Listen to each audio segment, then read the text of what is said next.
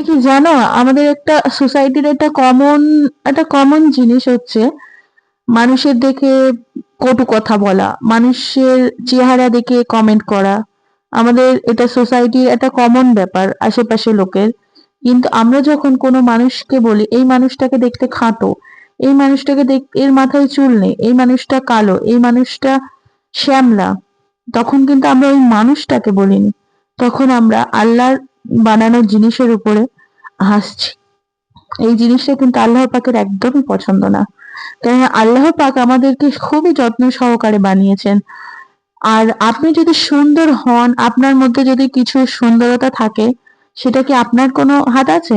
না, সেটা আপনার আল্লাহ আপনার উপরে কিছু একটা প্রদান করেছেন। মানে আল্লাহ একটা ভালোবেসে কিছু দিয়েছে, সেটা নিয়ে আপনি অহংকার করবেন না।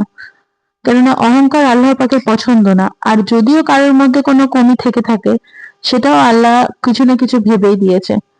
তো আমরা মানুষের কথা শুনে আল্লাহর কাছে নালিশ করব না যে আল্লাহ পাক তুমি আমাকে কেন এমন বানিয়েছো, তুমি আমাকে কেন কালো করেছো, তুমি আমাকে কেন খাটো করেছো, কেন আমার মাথায় চুল নেই।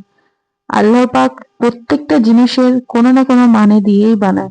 আল্লাহ পাকের চিন্তা উত্তম, আল্লাহ পাকের ভাবনা উত্তম। আল্লাহ আমাদেরকে ভালোবাসেন। আর আল্লাহর ভাবনাকে আমরা ভালোবাসি। আল্লাহ আমাদের সবাইকে হেদায়েত দান করুক। আমরা যেন মানুষের চেহারা নিয়ে, সৌন্দর্য নিয়ে কটু কথা না বলি। আল্লাহ আমাদের সবাইকে হেদায়েত দান করুক। আল্লাহ আমিন।